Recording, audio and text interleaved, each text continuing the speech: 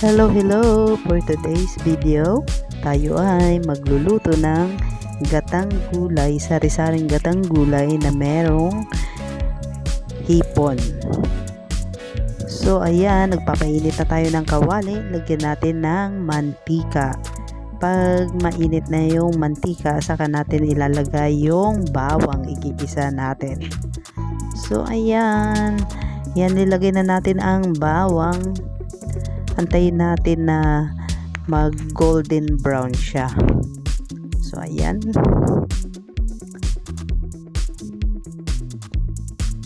halu-haluin hanggang sa mag golden brown. Pag golden brown na siya, ilalagay na natin yung sibuyas. Halu-haluin hanggang sa mag brown na siya. So ayan, lalagyan na natin ng sibuyas. Pag nag-lighter na yung kulay niya or translucent, yung medyo light na, saka natin ilalagay yung hipon. So depende yun sa inyo kung ano yung ilalagay nyong panghalo. Ang nilagay ko kasi is hipon. Kasi yun yung gusto ko at my favorite. So ayan, nalinis na natin yung hipon.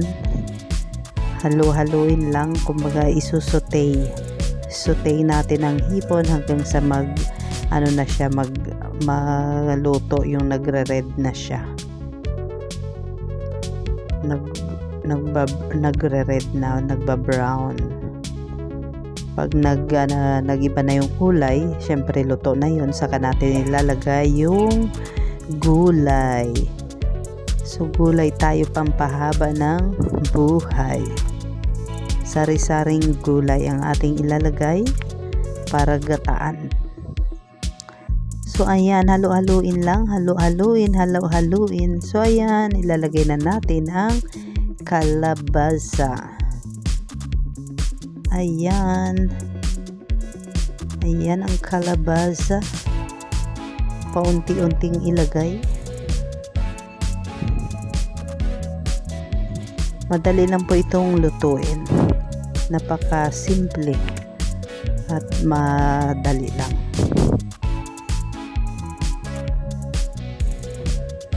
So, depende yun sa inyo kung ano yung gagataan ninyo. So, ito yung choose ko na gataan.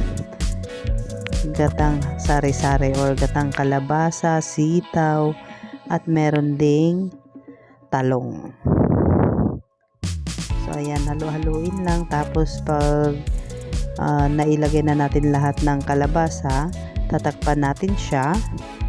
And then saka natin ilalagay yung ibang gulay maya-maya.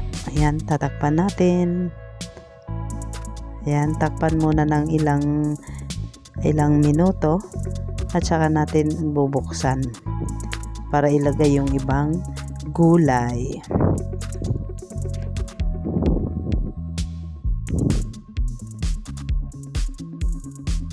So ayan, bubuksan na natin. Gigisa lang natin siya sa sariling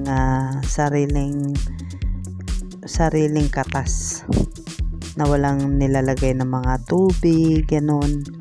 Sariling katas lang talaga siya. Tapos saka natin ilalagay yung ibang gulay. Ayan, ilalagay na natin yung sitaw at saka yung talong. Tapos paghalu-haluin ulit. Pag nailagay na natin lahat, halu-haluin lang natin. Siyempre yung sitaw, kapag medyo may matanda na, yung buto na lang yung ilalagay natin. Kasi masarap din yan yung beans niya or yung buto. Yan, halu-haluin lang. After nating mahalo, saka natin tatakpan din. Yan, saute lang. At saka natin tatakpan. So wait tayo ng ilang minuto. Tapos buksan at lalagyan natin ng pangalawang gata. So tingnan natin hanggang sa yung medyo okay na yung kulay. So ayan, lalagyan natin ng pangalawang gata.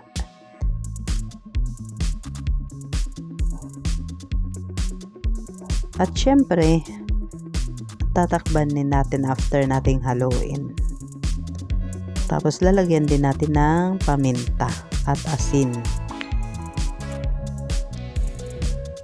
Ayan na siya. Halu-haluin muna bago takpan. Saute-saute, and then lalagyan din natin ng siling green. Para masarap, medyo masarap kasi kapag medyo may konting anghang. So ayan, lagyan natin ng konting asin. Later kapag hindi ganun depende sa yung panlasa ninyo yung asin na ilalagay ninyo. So later na natin dadagdagan. So ayan, nalagyan na natin ng isang takal na asin.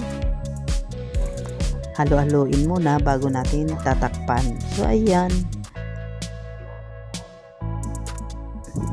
So yummy. Ito yung masarap na pagkain, mga gulay-gulay, pampahaba ng buhay. So ayan, tatakpan natin siya hanggang sa maluto, and then later mga ilang minuto bubuksan natin, check natin kung luto na ba yung ating gulay.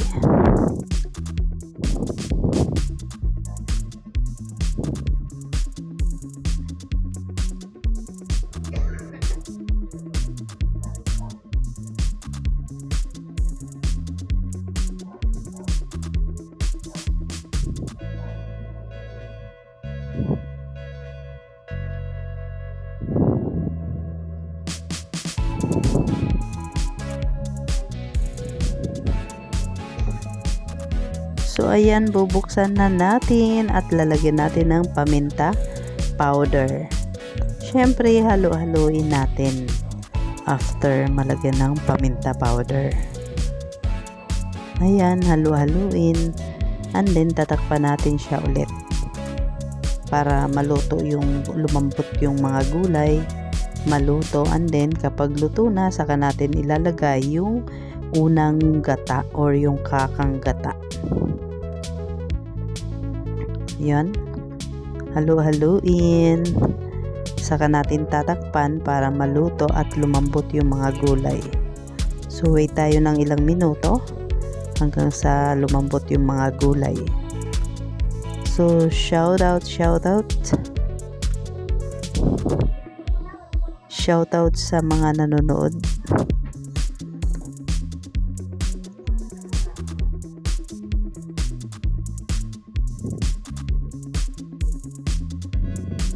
Ayan, tingnan natin kung medyo okay na yung ating niluluto.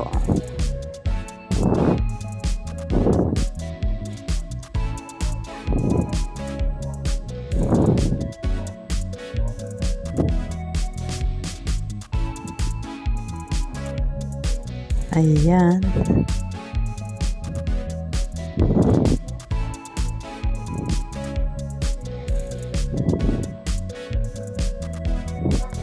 Shoutout sa lahat. So ayan, bubuksan na natin, check natin kung luto na yung ating mga gulay. Ayan, kumukulo na siya. So halo-haluin muna bago ilagay yung unang gata. So halo-haluin, check natin kung malambot na ba yung gulay para mailagay yung unang gata. So ganyan lang kasimple yung pagluluto, madali lang siya.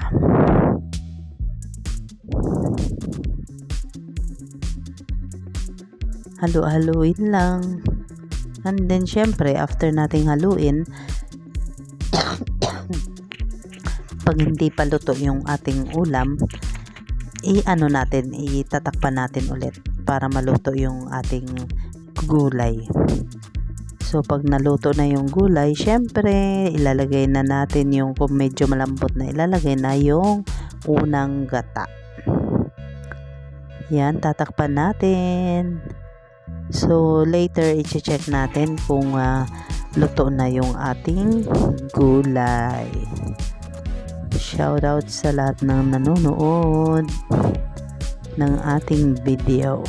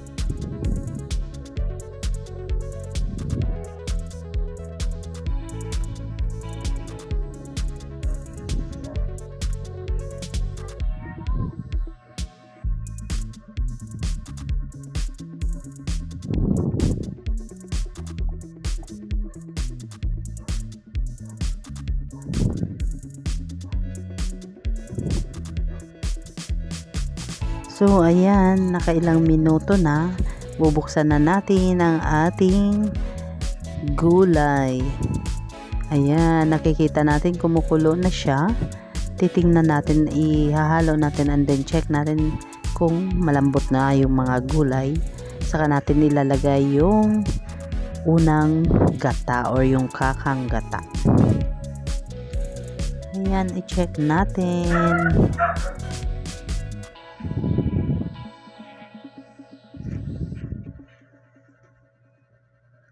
Ayan siya. Siyempre, i-ano natin, kumbaga dudurugin or hihiwain natin yung sili para medyo maanghang-anghang. So, ayan.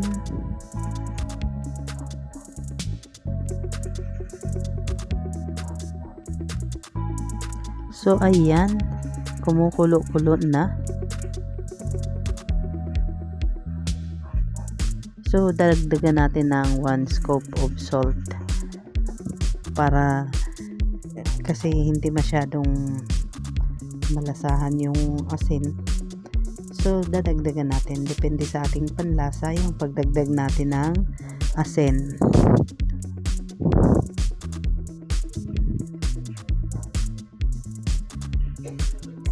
So, ayan, halo-haluin lang natin. Halo-haluin hanggang sa maluto.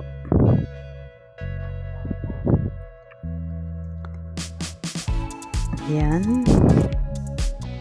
Halo-haluin lang at i-check natin kung luto na yung gulay. And then, kung hindi pa luto, tatakpan natin siya.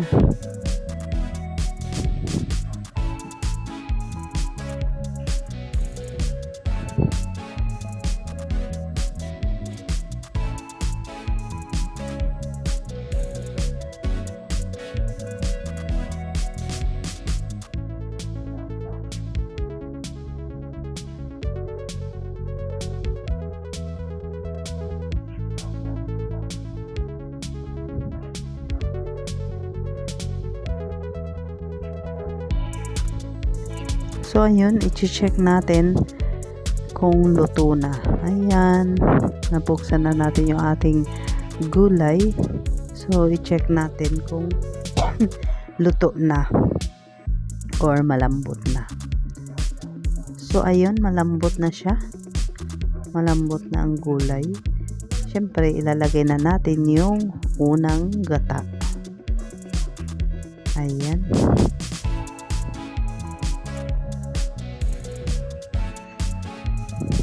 Ayan, malambot na siya. Ayan, ilalagay na natin yung unang gata. Ay, yung ano pala, yung oyster sauce. Ang ilalagay muna natin para may lasa. So, ang ginawa nating pampalasa ay yung oyster sauce. So, asin lang tsaka oyster sauce yung nilagay natin. Tsaka yung gata. So, ayan. So, halo-haloin lang para magpantay yung lasa. At saka ilalagay ang gata. So ayan na ang unang gata or yung kakang gata. Wow, so yummy. So pakuluin lang natin ang pakuluin hanggang sa maluto yung unang gata.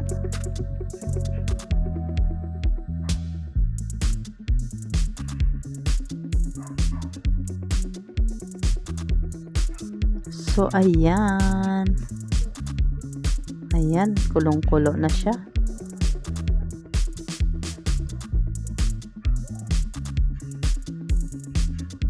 Ayan, kumukulo-kulo na. Hanggang sa pakuluin hanggang sa maluto yung gata or yung unang gata. So ayan, luto na ang ating niluluto. Titikman na natin. Ayan, masarap na. Masarap na siya. So, ang pagtimpla is depende ho yan sa panlasa ninyo. So, haluin lang. Haluin guys. So, luto na ang ating gulay.